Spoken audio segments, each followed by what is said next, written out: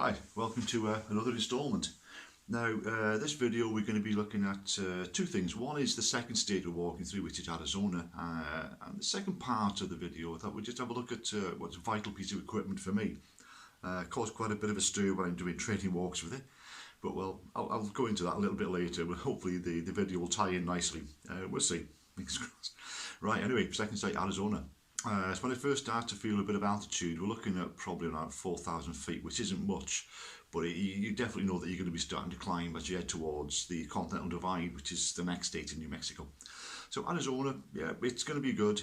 It's going to be an adventure. At that time of year, the desert will be in bloom, so it should be a really nice time to be getting through that area. Temperatures we're looking at, it's kind of low to mid 60s, which again is manageable. The only kind of issue with Arizona, and again New Mexico later, there's areas where there's going to be no services. You can have no shops, no garages, no stores, nothing to buy food and water, so everything needs to go with you. Hence the second part of this video. It'll tie in, trust me. Arizona, yeah, it looks a pretty straightforward route through. Checking the maps and seeing kind of where I can go, where I can't go, then go into virtual, get onto the apps and dropping a pin all the way through the route. It looks okay. It looks, I wouldn't say navigation free, but I think it looks pretty straightforward.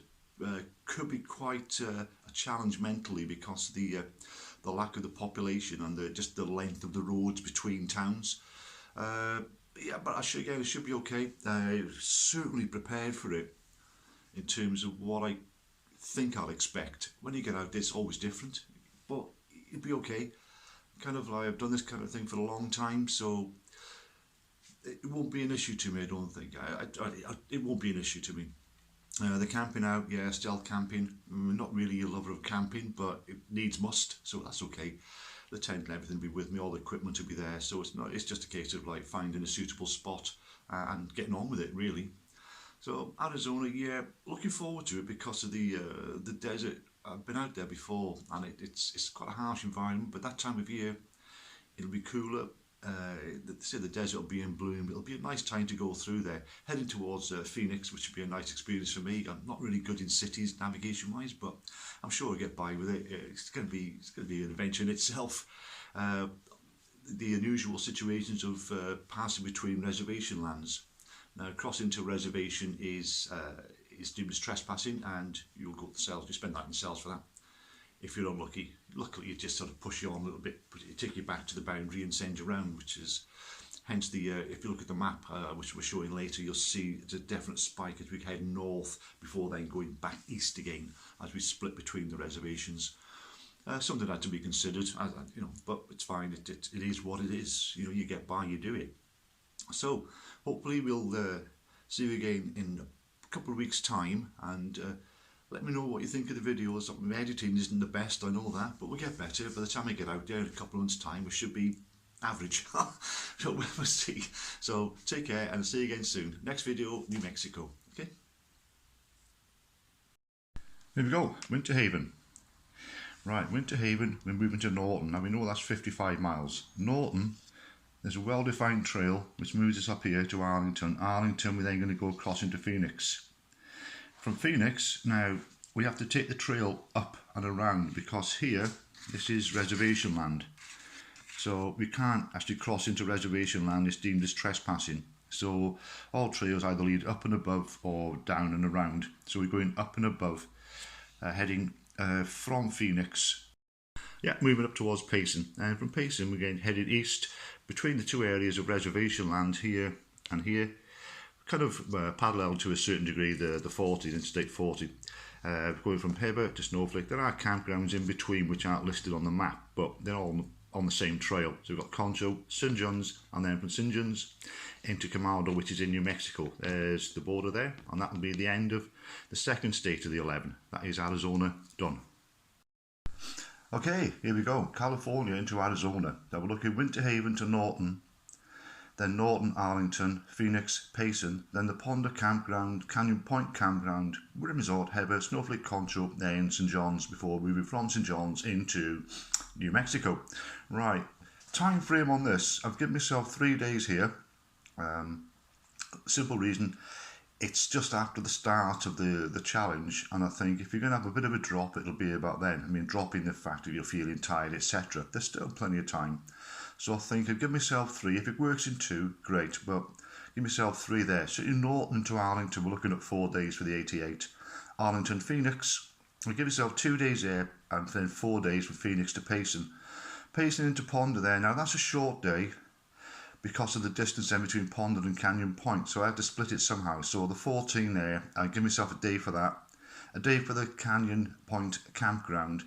Rim Resort to Heber, yeah, that's 2 together there. I've got that one in just in case I fancy going further. I've got the option. So anyway, Rim Resort to Heber, a day for that. Snowflake, and I try in a day to get to this Heber to Snowflake. Snowflake, similar again to Concho, try in 1 day, because I know I got this shorter day here of 15 miles staying at St John's. Whether the accommodation's open there or not, it's sketchy because it kind of like, it's a little bit vague. I'm trying to get older people there, and they're not really sort of committed themselves yet, so that could be a day in the tent. But again, 15 miles for the last day. That means we have the whole state of Arizona at 406 miles approximate, and we've got 7, 8, 9, 10, 11, 12, 13, 14, 15, 16, 17, 18, 19. You've got 19 days here. That's including moving from Winter Haven, which is in California, to Arizona.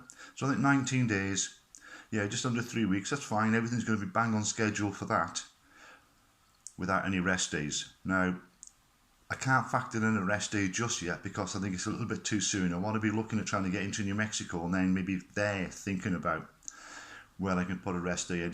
It's nice to have one. It's nice to catch up on things. It's nice to get some washing done. You know, because the clothes are going to be stinking by the time I get to there. But that's Arizona, and that's what we're looking at. Town by town, city by city, distance, 19 days, 406 miles. Right, here we go, and this is the pet stroller. This is what's coming with me on the journey. This will carry everything. This will have my tent, sleeping bag, all the mandatory kit, all the clothing, additional clothing, and it will also have, vitally, it'll have the water and food, water especially. There are areas that I'm going through where there won't be any services, so it's vital that I have the water with me. I'd never carry it on my back, so this is going to be essential to me. Standard pet stroller. Its dimensions are 21.5 by 30 by 29 inches by inches. I still working old money. Standard BMX wheels, which is handy because I got 2 horrendously flat tyres, having picked up several punches from thorns on the last training walk. So I'm looking at something like an armour skin tyre, or maybe a foam insert or something I can put with them, and then change the tyres for the BMX tyre. Standard 20 by 1.75 wheel.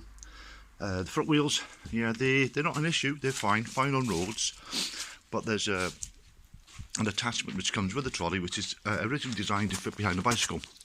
But I'm sure I can conjure up a method of buying a set of front forks and putting maybe an 8-inch wheel on the front. I'll show you that configuration a bit later. These are fine for standard roads. These 2 wheels at the front. If you see me walking round with that on the front and these American flags all over it, don't point and laugh, please stop.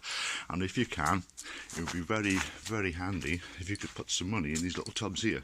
So I'm still collecting for Hope House. This is the charity that I'm doing the walk for, and several walks for, but this is the biggest, and this is what I would like to do, is raise a lot of money for this charity, Hope House Children's Hospice. And this is my life support system. So if you bear with me, by hopefully the magic of me trying to edit this properly, the next picture we see will have the attachment to the front. Yep, and there we go. Magic. This is the sort of the dog-legged front arm which attaches to the rear of the bike. Now, I think if I got an 8-inch wheel, 8-inch because the spindles on the back centre line to the floor are going to be 10-inch. So 8-inch wheel at the front with 2-inch clearance to the bracket there, I think will give me a nice balanced feel about it. It's going to be quite flat, which is what you're after really. Steering wise, yeah, I think you're going to have it fixed because you can still steer from the back. but I think it'll give me another option. Balancing the weight, yeah, it's fine, it's not a problem because the front wheels themselves aren't particularly bad. Probably more manageable in terms of certain areas I'll be walking across. But this is the arm I'm looking at, sourcing now front forks and a 8-inch front wheel, or a solid tired 8-inch wheel to go in the front. So that's the only sort of mod I would make to the trolley itself. Everything else is fine with it. Capacity is fine, it handles very well, it's nice and light. I think it's about 11 kilo, which is great. So when you've got a 45 kilo capacity inside, which I will get nowhere near, it's fine, everything's fine with it. A little bit of modifications perhaps it could do with being waterproof. So I'll get a waterproof tarp, which I'll try and find a way of attaching to the bottom there, and going over the top to the other side. Maybe a tray. There's a nice little frame bag there which is donated to me, which holds some of the equipment.